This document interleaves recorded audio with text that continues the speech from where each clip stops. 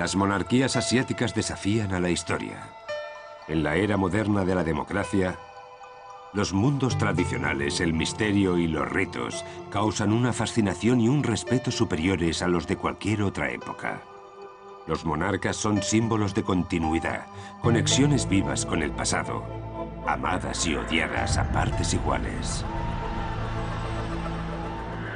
La mitología es la clave de la increíble supervivencia de las monarquías asiáticas. En ningún otro lugar se cumple esta regla con más verdad que en la considerada la monarquía más antigua del planeta, Japón. En la ciudad más moderna del mundo hay un hombre que mantiene las distancias con la gente y los medios de comunicación. Poco se sabe de lo que ocurre tras las puertas del Palacio Imperial. El emperador de Japón siempre se ha caracterizado por su secretismo y el mito. La participación de esta monarquía en la Segunda Guerra Mundial sigue siendo uno de los temas más controvertidos del Japón actual. Yo creo que debería haber dimitido.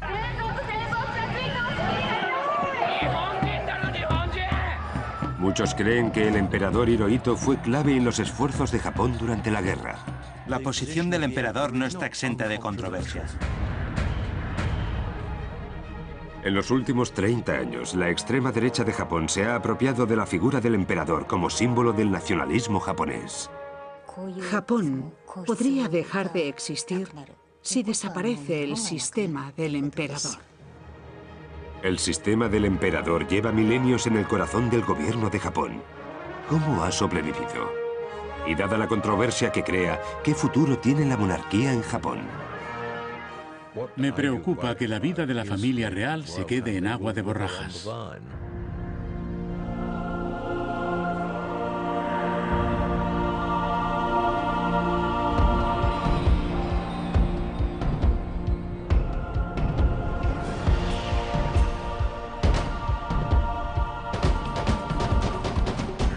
Monarquías asiáticas, Japón.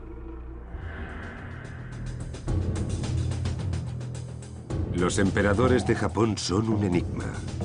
Los japoneses afirman que son la monarquía más antigua del mundo.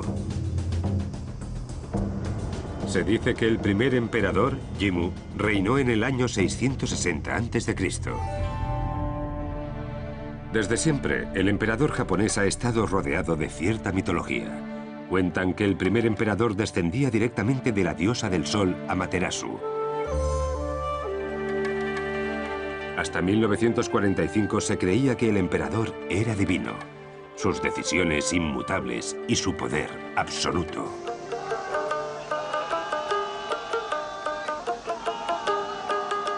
Para conmemorar el discurso con el que el emperador Hirohito dio por finalizada la Segunda Guerra Mundial, todos los años, el 15 de agosto, se reúnen 150.000 personas para honrar a los soldados caídos en el santuario Yasukuni, el único lugar de Japón donde las ideas del emperador y la guerra de Japón encuentran resistencia. El Yasukuni es un tema muy complejo y un lugar complicado también. Es un santuario imperial donde la simbología es muy evidente. El emperador todavía realiza ofrendas a dicho santuario. Aunque el emperador renunció a su carácter divino tras la Segunda Guerra Mundial, todavía hay sectores de la sociedad japonesa que creen que es su deber vivir y morir por quien ellos llaman Hijo del Cielo. Cuando salimos en campaña vestimos uniforme. Es mi indumentaria diaria, mi traje de faena. Llevamos uniforme porque es la vestimenta de batalla. Cuando vamos así vestidos, estamos preparados para morir en cualquier momento. Hemos venido a luchar. Si llevamos el uniforme, es que estamos preparados. Con el traje destacamos entre la multitud.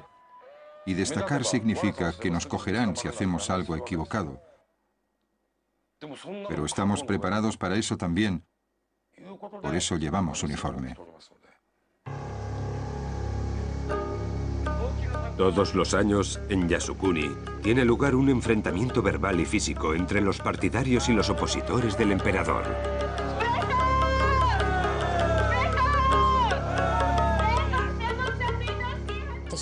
Creo que el sistema imperial resulta problemático para la sociedad japonesa. Una de las razones tiene que ver con el problema de las responsabilidades por la guerra, que no se ha resuelto aún. Además, el sistema imperial sofoca la democracia de la sociedad japonesa.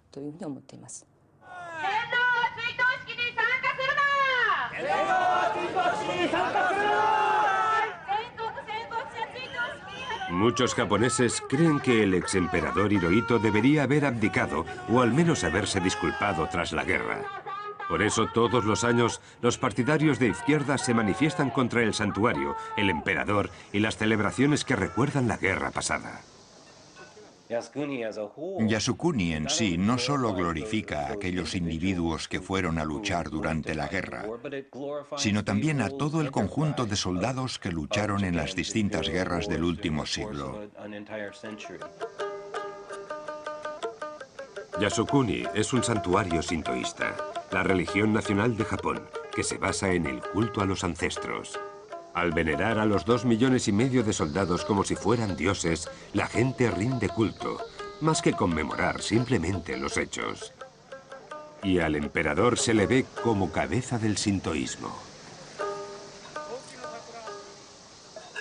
Para la temida facción derechista, Yasukuni y el emperador representan los dos aspectos más sagrados de su día a día. Desde tiempos de Amaterasu y el nacimiento de nuestra nación, el emperador ha sido un santo, un dios viviente entre nosotros. Es la celebración del mito del emperador y el militarismo abierto y extravagante de los nacionalistas en Yasukuni lo que enardece el sentimiento no nacionalista. Por favor, imaginen a soldados, a nazis, al partido nazi, con esos uniformes y realizando desmovilizaciones en el centro, celebrando. Hitler era un gran hombre. Está sucediendo en Japón, de verdad. Porque el emperador japonés no se ha responsabilizado de lo ocurrido en la guerra. La monarquía japonesa es un rehén del pasado. Su sola existencia está en peligro por el papel que supuestamente desempeñó Hirohito en la Segunda Guerra Mundial. Muchos japoneses no saben que Hirohito, en realidad, invadió los países asiáticos del Pacífico, provocó la Segunda Guerra Mundial y mató a más de 20 millones de inocentes. Cuestionar el papel del emperador o los actos de Yasukuni lleva a represalias por parte de la derecha que supuestamente está asociada a la mafia japonesa, la Yakuza. A veces, las facciones de derecha vienen y gritan los nombres de los periodistas que no les gustan. Pero es algo que pasa en todos los países con libertad de expresión. Tienen la libertad de hablar y protestar. Aunque si deriva en violencia, ellos llevarán las de perder.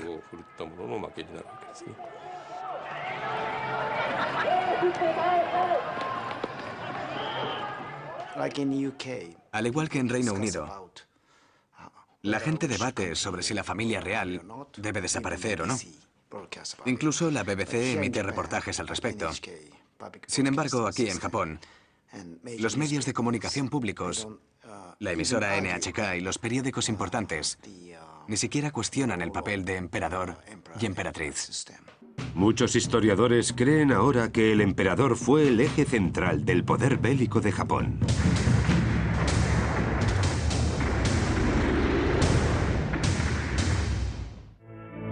Tras la guerra, Hirohito recibió el perdón de las tropas de ocupación estadounidenses que le permitieron permanecer en el trono. Desde aquel momento la existencia continuada de dicho emperador ha sido motivo de controversia, incluso ahora que los recuerdos de la guerra empiezan a desvanecerse. ¿Cómo ha logrado sobrevivir la figura del emperador en la sociedad japonesa tras 2500 años de existencia? Las respuestas yacen en el pasado, cuando la mitología conectaba directamente al emperador con el nacimiento de Japón. Se le dio antepasados divinos y se le colocó, por tanto, a la cabeza de la iglesia sintoísta.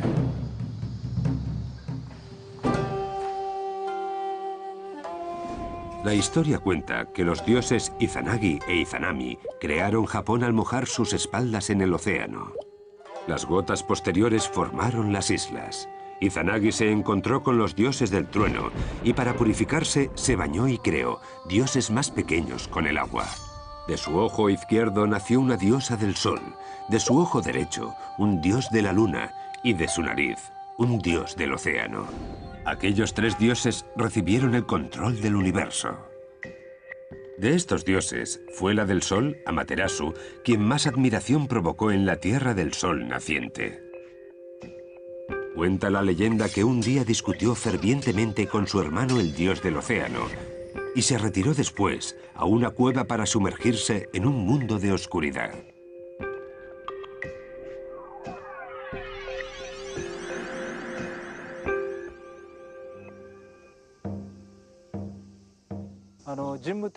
Seis generaciones antes del emperador Jimmu, Amaterasu o Mikami brilló como el sol, de forma equitativa sobre todas las cosas. Cuando se escondió, los demás dioses celebraron una fiesta a las puertas de la cueva y atrajeron a Amaterasu hasta fuera con sus bailes. El sintoísmo es una religión que llama a Amaterasu para que salga de la cueva. El emperador Jimmu y todos los que reinaron después de él han celebrado festivales variados para hacerla salir a la luz.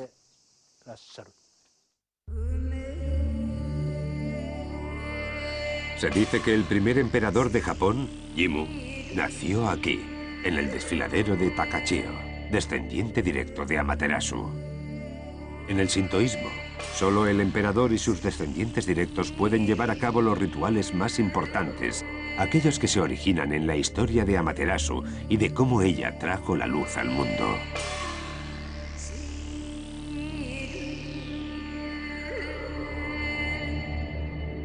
Por eso el emperador era un ser divino y la cabeza visible del sintoísmo, un culto al animismo que no cuenta con escrituras o un dios único, sino que reza a la naturaleza y los antepasados y cree que los dioses viven en animales, rocas y ríos.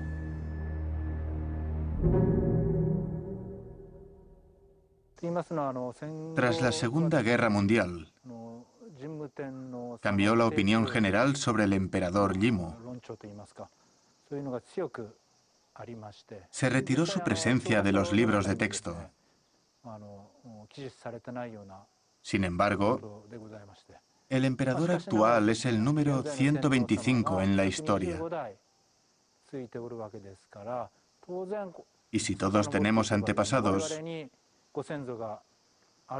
entonces, sin duda,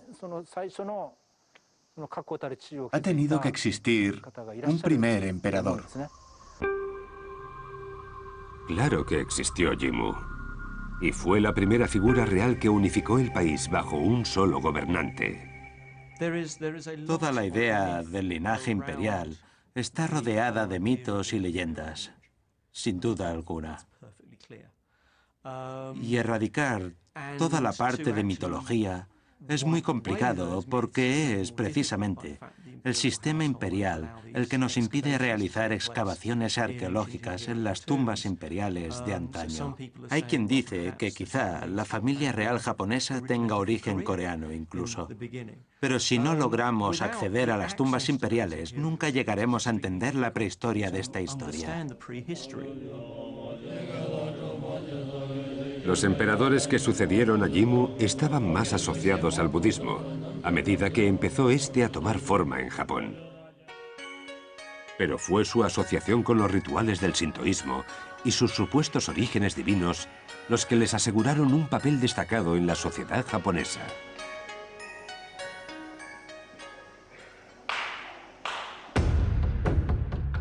Los emperadores reinaron en Japón hasta el siglo XII, cuando el país sucumbió a los guerreros shogunes, descendientes de clanes poderosos que gobernaron el país como monarcas de facto durante los 700 años que siguieron.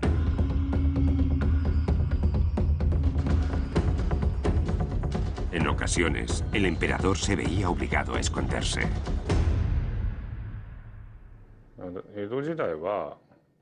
Durante el período Edo, muy poca gente sabía cosas sobre el emperador. La población de Kioto sí, pero en muchas otras zonas no sabían nada. No abandonó el palacio de Kioto, por eso nadie lo veía. Todo el mundo estaba al tanto de los shogunes, pero no del emperador. En Kioto, el emperador siguió estando al frente del sintoísmo, aunque fueran los militares quienes dominasen el país. El emperador sigue legitimando a los shogunes. De hecho, estos necesitan que el emperador los apruebe. Aunque quizá sea más bien de forma simbólica, pues el emperador no tiene ningún poder. No obstante, ir en contra de este o intentar simplemente desplazarlo como figura de poder provocaría rechazo. Fue un periodo brutal de la historia japonesa. Desde el siglo XIII hasta el XVI, Japón estuvo constantemente en guerra porque los clanes rivales luchaban por el control. En el siglo XIX, la hambruna y la desesperación económica asolaron el país. Ambas fueron el resultado de la mala administración del Shogun Tokugawa y de la desconfianza de los demás países que aislaron a Japón del mercado internacional.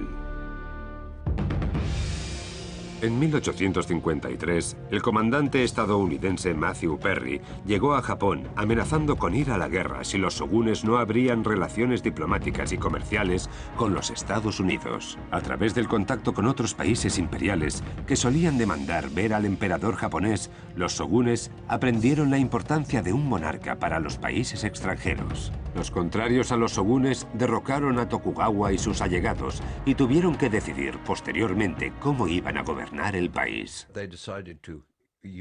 Decidieron usar el emperador como símbolo, sabiendo que Japón siempre había estado gobernado por otras personas. No hay que ser la figura prominente para tener el control en tus manos. Quienes habían gobernado desde fuera del trono decidieron reinventar al emperador usando historias antiguas sobre sus orígenes divinos.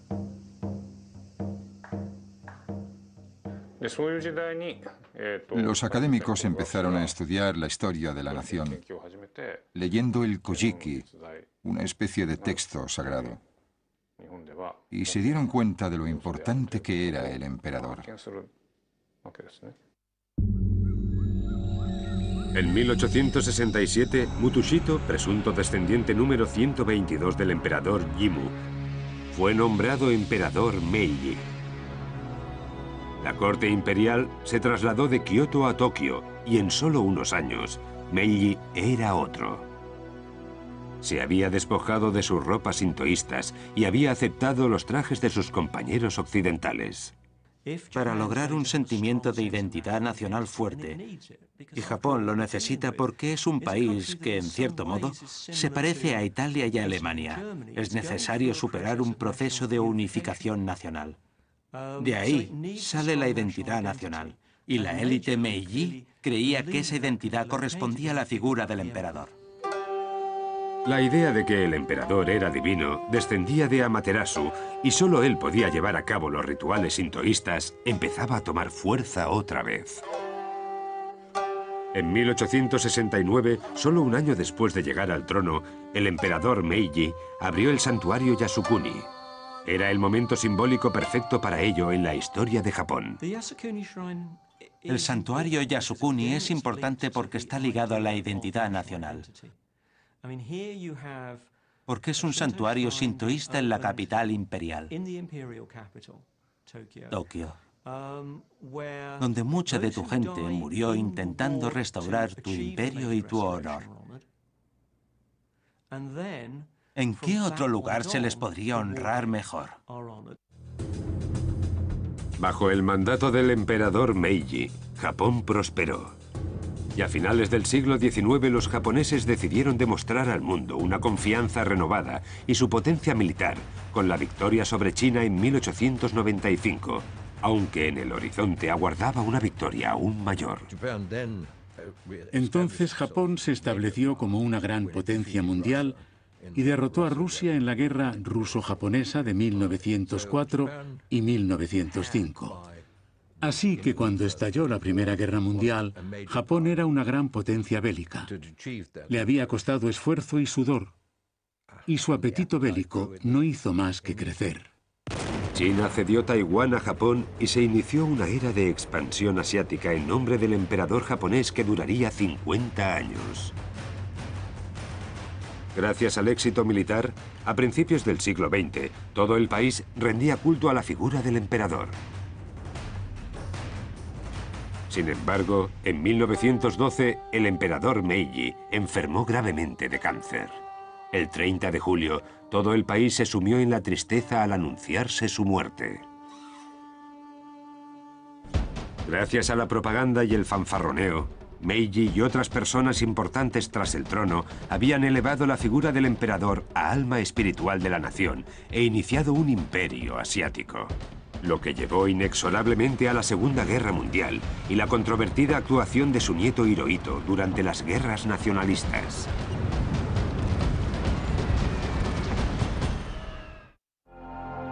Antes de morir, Meiji estableció la ley de sucesión imperial que introducía la norma de primogenitura. Solo el primer hijo del emperador accedería al trono del crisantemo. Un impedimento real para las generaciones futuras que no concibiesen varón. Como Meiji solo tenía un hijo, la corte imperial no tuvo más remedio que coronar al príncipe Yoshihito como emperador Taisho. Su reinado duraría solo 14 años. Se dice que de pequeño contrajo meningitis, lo que le provocó daños cerebrales a medida que pasaban los años. Con el emperador Meiji tenías la sensación de que existía una figura importante, central, en el gobierno japonés. Una figura con amplia experiencia en los despachos, capaz de aconsejar en temas de importancia. Pero no ocurrió lo mismo durante el periodo Taisho. Aquel hombre era incapaz de responder a su cargo.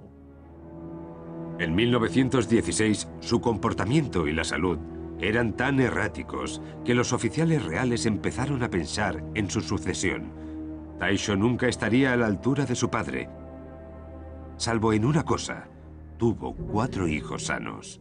Al mayor de todos, Hirohito, lo prepararon para reinar.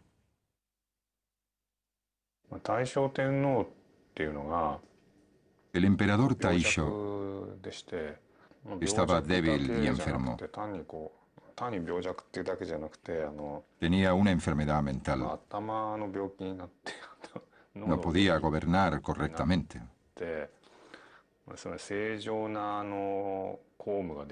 Era un peligro para el país.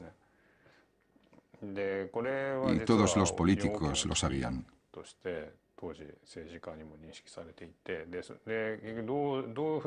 Su solución fue nombrar regente al príncipe Hirohito. Para él fue un curso intensivo. La corte imperial decidió llevarse al príncipe Hirohito por Europa para mostrar el futuro emperador a sus rivales de Occidente. Fue un viaje que cambiaría por completo las perspectivas del joven príncipe. A un joven impresionable que ha crecido en un entorno extremadamente protector en Japón, un viaje como ese a Europa occidental le abre los ojos inevitablemente. Sin duda, y él lo mencionaría más adelante, aquel viaje fue decisivo a la hora de hacerse una visión del mundo y de establecer su función dentro del sistema político japonés. Hirohito también viajó alrededor de su propio país. Miles y miles de personas se sintieron de nuevo unidas gracias al príncipe. Todos gritaban Banzai al unísono. Como decimos aquí, el emperador y las masas eran uno. Así fue como nació la identidad nacional japonesa. En 1925, tras una larga enfermedad, el emperador Taisho falleció.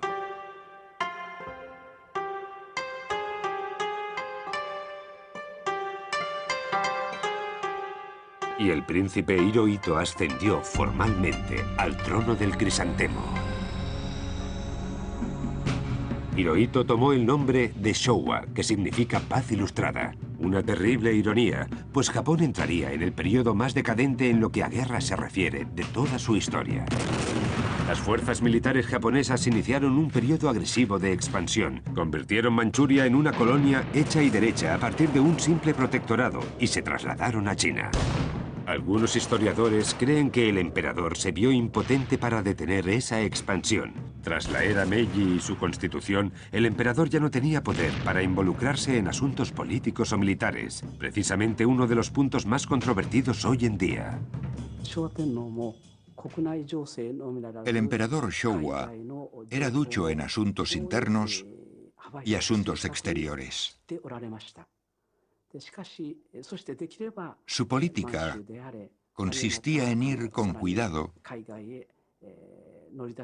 en cuanto a la expansión en Manchuria y otros territorios. Incluso no le agradaba la idea en sí, como han demostrado testimonios más recientes. Pedía precaución,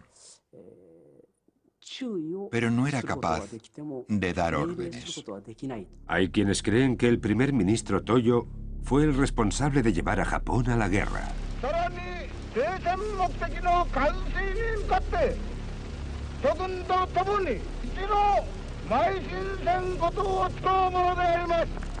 No cabe duda de que la impudicia fue un elemento clave dentro del régimen militar japonés a la hora de intentar expandir su imperio asiático. No había manera de controlarlos. El emperador debía acatar la Constitución y aceptar los consejos que se le daban. Así lo interpretaba él. Ahora sí se debería haber dejado que alguien más valiente y más independiente tomase las decisiones. No lo sé. Lo que sí sé es que él creía que su papel consistía en decir siempre que sí. En 1941, Japón abarcaba casi todo el sudeste asiático y aquel año terminó de la peor manera posible en Pearl Harbor. La cuestión es, ¿el emperador supo de o aprobó el ataque?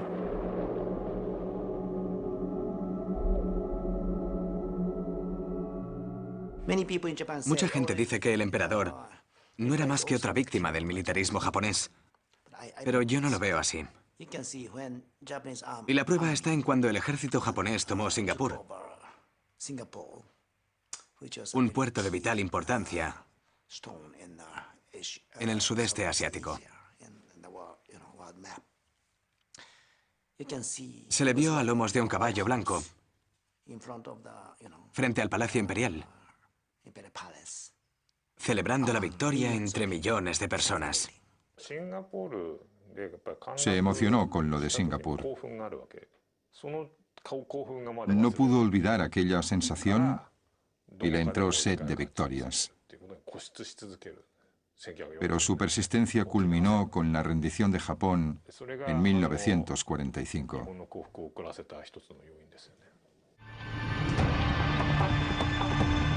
La batalla de Midway supuso un giro brutal. Japón pasó a sufrir pérdidas importantes en varias batallas navales que terminaron en 1945 con la invasión de Japón por parte de las tropas estadounidenses.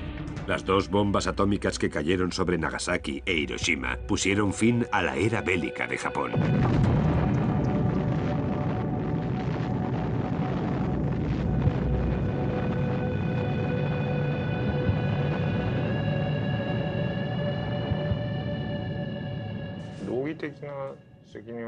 Desde mi punto de vista, el responsable de la guerra fue el emperador. Su persistencia sorprendió a todos, incluso con la derrota de Okinawa. El ejército decía que era imposible, pero él no cedió.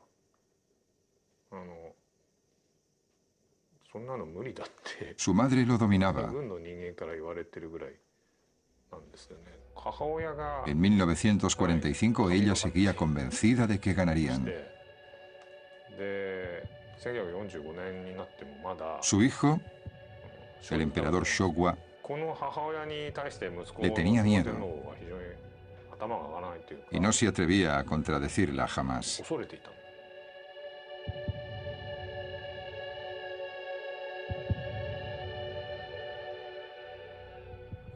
Sin duda, la situación era ya insostenible tras los bombardeos de Nagasaki e Hiroshima.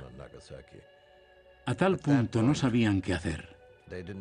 ¿Cómo iban aquellos generales, almirantes, consejeros a tomar una decisión? No podían tomar decisión alguna. Alguien tenía que hacerse responsable. ¿Quién se atreve? El 15 de agosto de 1945, Hirohito anunció a sus súbditos que las fuerzas japonesas se rendían. La guerra empezó en nombre de Hideki Toyo. No era responsabilidad del emperador, según los juicios de Tokio. Él mismo, Hideki Toyo, dijo que el emperador no había sido responsable. Yo soy el responsable, dijo, y aceptaré de buen grado mi ejecución. Hay una historia famosa sobre el discurso que emitió el emperador por radio aquel 15 de agosto. Dicen que la emisión no fue en directo, sino que estaba grabada del día anterior, o incluso de antes. Sacaron la grabación de Palacio en una cesta con lencería femenina que iba a la lavandería. Al parecer, porque los militares rechazaban la idea de tener que rendirse. Al mando del general MacArthur, los estadounidenses ocuparon Japón y decidieron conservar al emperador como institución para que la gente se mantuviese unida. Y por increíble que parezca, le permitieron ser inmune a la prosecución.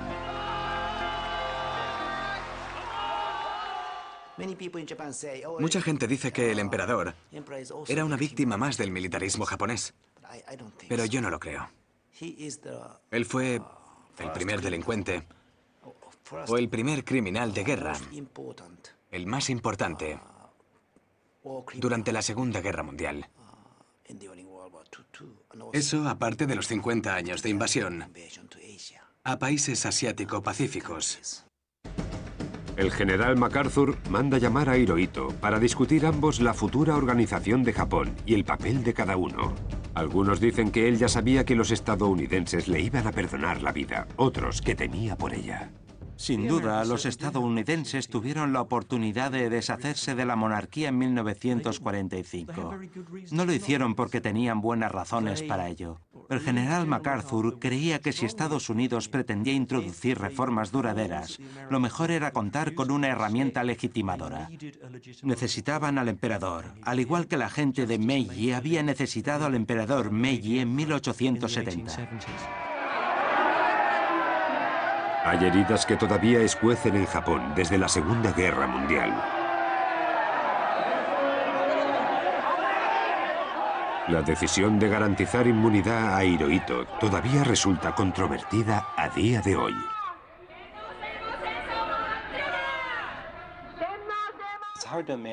Es difícil imaginar otros países donde, 64 años después de haber finalizado la guerra, todavía haya detalles sin resolver.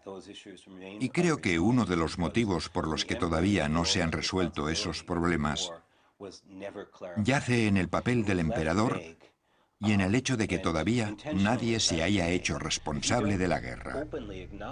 Es un tema pendiente, pero lo han dejado pendiente a propósito. Si no reconoce públicamente que él llevó al país a la destrucción, a una guerra despiadada y tremendamente destructiva y sin sentido, ¿a dónde vas tú? ¿Qué podemos decir los demás? ¿Cómo se inicia esa conversación? No hay nada que dé pie a ello.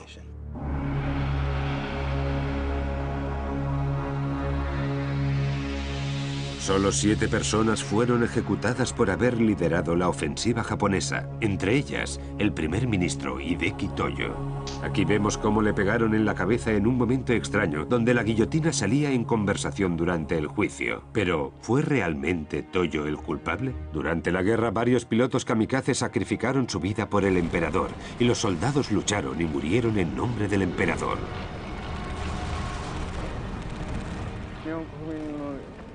Era nuestro deber como ciudadanos luchar por nuestro emperador y nuestro país. Tal y como dice el Kojiki, el emperador es un enviado del cielo. Los dioses lo trajeron a la tierra. Por eso luché por él. Y por eso lo defiendo de todo aquel que esté en su contra. En el que quizá fue el momento más importante de los 2500 años de la historia imperial, los estadounidenses convencieron a Hirohito para que renunciara a su divinidad y abrazara la democracia. El 1 de enero de 1946, una población estupefacta recibía la noticia de que su monarca era un simple humano y no un dios.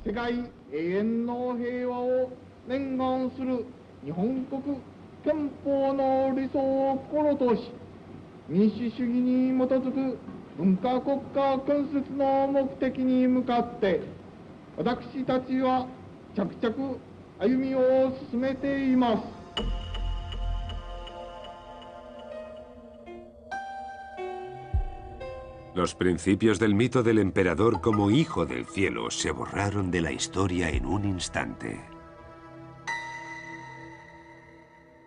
El sistema imperial de Japón es único, en mi opinión, porque en toda la historia de la humanidad, solo Hirohito dijo públicamente: "Soy un ser humano". Creo que Estados Unidos se dio cuenta de que era lo que Japón necesitaba. Algo que redujese ese aura divina que rodeaba al emperador. Algo que ayudase a relativizar el nacionalismo que los llevó a la guerra. Hubo que partir de cero para reconstruir Japón, y las fuerzas estadounidenses que ocupaban el país crearon una constitución nueva en 1946 que se basaba en el emperador y una nueva legislatura. En el artículo 9 se establece que el país está en contra de las guerras. La Constitución de Japón renuncia a la guerra. Creo que es uno de los pocos países del mundo con una constitución semejante. Y ha mantenido esa idea, ese principio básico de no involucrarse en más guerras agresivas durante 64 años, desde el final de la Segunda Guerra Mundial. Y en mi opinión lo han logrado porque reconocieron que la guerra no solo no es buena, sino que había sido responsabilidad suya y que los daños son siempre incalculables, la devastación absoluta. Solo hay que ver cómo quedaron Asia y el resto del mundo. La Constitución prometía democracia y el emperador seguiría siendo el símbolo viviente de la nación, aunque sin poder alguno. No obstante, sí seguiría siendo la cabeza visible del sintoísmo. De joven, Hirohito se consideraba a sí mismo como un pájaro en una jaula dorada, por la rigidez con que controlaba a la familia real, la agencia de la Casa Imperial. De repente, empezó a disfrutar de cierta libertad, algo impensable antes de la guerra, aunque las apariciones públicas supusiesen todavía ciertas exigencias. Fue emperador durante 43 años más, símbolo de la continuidad y de la nación, mientras sus súbditos se esforzaban por reconstruir el país. Entretanto, nadie abordaba el tema de la guerra, su participación y las responsabilidades. No hay un proceso de verdad y reconciliación en la época de la posguerra. No se aclaran los hechos. Todo se retrasa. La rabia empieza a filtrar y suceden cosas como la masacre de Nankín. Empezamos a oír historias sobre guerras químicas en China, historias sobre las mujeres de consuelo. Los crímenes de guerra en Japón y la falta de justicia para con las víctimas siguen siendo temas tan controvertidos como la participación de Hirohito en la guerra. Yo creo que lo mejor para la institución imperial habría sido que abdicase en el momento. Habría supuesto un proceso de limpieza y purificación para Japón.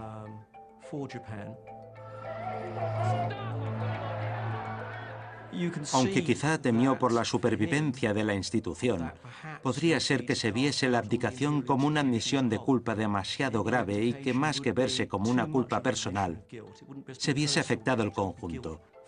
Imagino que por eso no se atrevió. Prefirió no arriesgar una institución milenaria, aunque sigo pensando que hubiese sido lo mejor.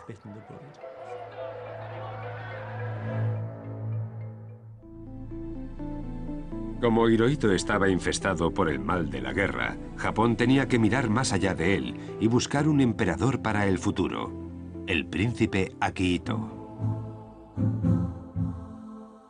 Creció durante la guerra y, al igual que su padre, temió por su vida durante la invasión estadounidense.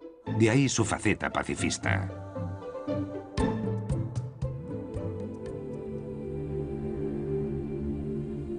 Durante la posguerra, la familia real apenas se dejó ver, salvo por las visitas de Estado. Parece que les gustaba disfrutar a solas del Palacio Imperial de Tokio, de enormes jardines. Un oasis de calma en medio de una ciudad con 15 millones de habitantes. Hacia el final del reinado de Hirohito, tuvo lugar un acontecimiento único. Se cree que en 1978, en Yasukuni, se consagraron como dioses los principales criminales de guerra ejecutados durante los juicios de Tokio.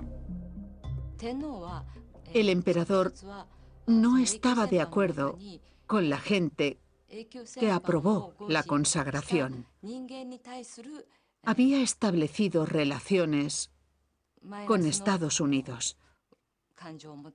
Así que consagrar a la gente que ellos habían declarado culpable causó un gran conflicto interno en el emperador.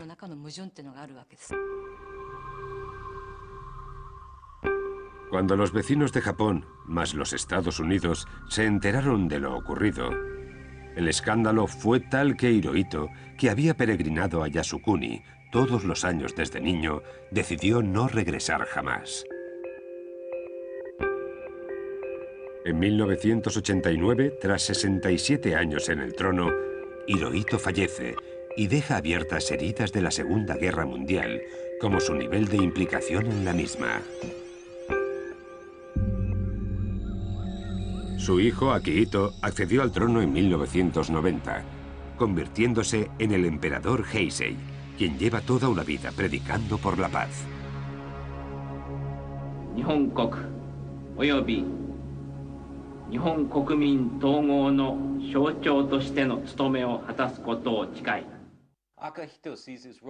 Da la sensación de que Akihito cree que debe enmendar los errores y crímenes cometidos por su padre.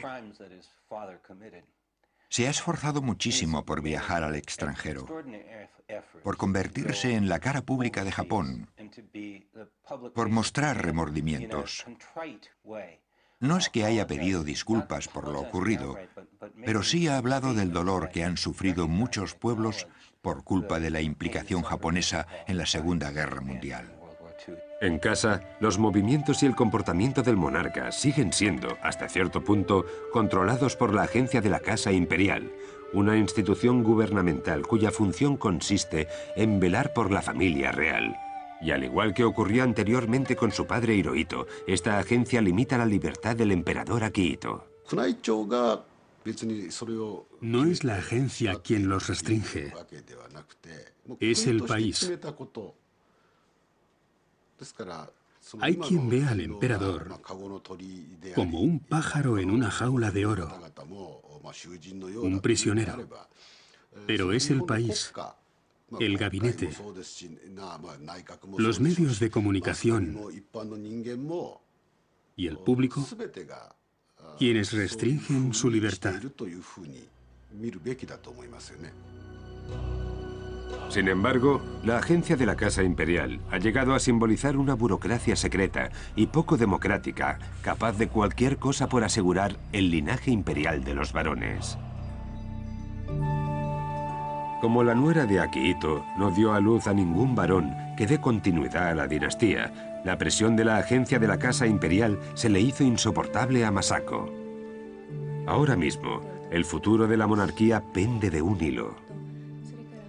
Naruhito estudió en Oxford y su esposa Masako en Harvard. Ambos disponían de muy poco tiempo para las tradiciones de la corte imperial.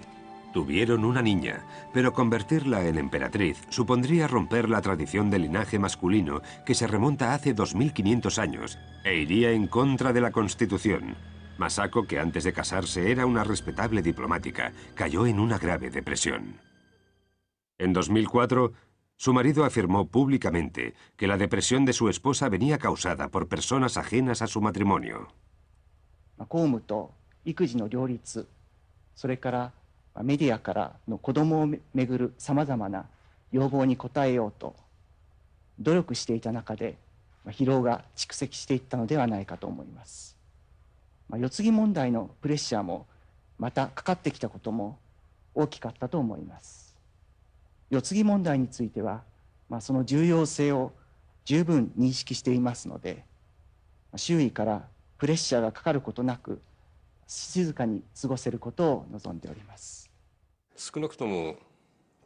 Es responsabilidad de la agencia de la Casa Imperial asegurar un heredero para el país. De lo contrario, no habría sucesor. Pero no sabría decir si el príncipe los estaba acusando de presionarlos demasiado o no. Cuando parecía obvio que Masako, en su estado, no concebiría varón, los políticos empezaron a debatir sobre si la hija podría acceder al trono o si de lo contrario estaría en peligro de extinción la línea imperial. Era la única oportunidad de que disponía el gobierno para intentarlo. Y lo hicieron. Pero entonces, las protestas no tardaron en llegar y la población se dividió en dos. Lo que le preocupó aún más al emperador. Cuando la princesa Kiko dio a luz a un niño, desaparecieron todos los problemas. Gracias al hermano de Naruhito, la crisis de la sucesión estaba ya resuelta, pero se rompería la regla de primogenitura establecida por el emperador Meiji si coronasen emperador al príncipe Hisahito. En mi opinión, es muy triste que los japoneses no hayan reformado la ley de sucesión imperial para que una princesa pueda convertirse en emperatriz. ¿Cuál es entonces el futuro del trono del crisantemo? ¿Está condenado a la extinción o seguirá siendo el símbolo de la nación? Es un tema que divide a la sociedad japonesa actual. Japón tiene que convertirse en república lo antes posible. Y no hablo de dentro de 100 años. Tiene que ser antes. Porque el sistema de emperadores es muy peligroso. El papel del actual emperador y de la familia real es cada vez mayor. Cada vez más gente sabe de su importancia. La opinión de la gente sobre política y economía difiere, pero tiene que haber algo que los mantenga unidos. Y ese elemento de unión es, para muchos, el emperador, como símbolo de una nación unida. Hoy en día, la institución imperial parece más bien anacrónica. No se puede decir que sea especialmente relevante para la vida diaria de los japoneses. Pero ahí sigue como símbolo de continuidad. El sistema imperial se asegura su propia supervivencia a base de adaptarse y evolucionar, pero también asegura la supervivencia de quienes usan ese sistema imperial. Esas personas quieren cambiar la institución para que no resulte anacrónica. Es la posición de jefe del sintoísmo lo que da al emperador ese lugar único en la sociedad, similar al del Papa en los países católicos. Y quizás sea lo que salve la vida de la institución, pues mientras el sintoísmo siga siendo la religión nacional, el emperador tendrá una función que cumplir. El sintoísmo estatal no es una religión, sino una secta. El sintoísmo y Yasukuni forman parte de una secta. ¿Y el emperador? Pues el emperador es el jefe de una secta. Creo que es un asunto que afecta a todas las monarquías. ¿Cómo encaja la realeza en la vida moderna? ¿En los conceptos modernos? Cuestionar al emperador es cuestionar a Japón, lo que significa ser japonés. No podemos tratar al emperador por separado. ¿Hacia dónde va el país? El emperador forma parte de esa pregunta. El emperador de la monarquía más antigua del mundo se ha convertido en algo más que un símbolo. Es un símbolo de la nación, pero también del pasado.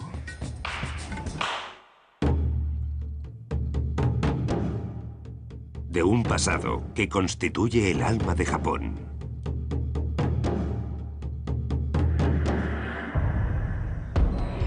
En los últimos tiempos, los nacionalistas se han apropiado de la figura del emperador para recordar la historia de su país antes de la rendición.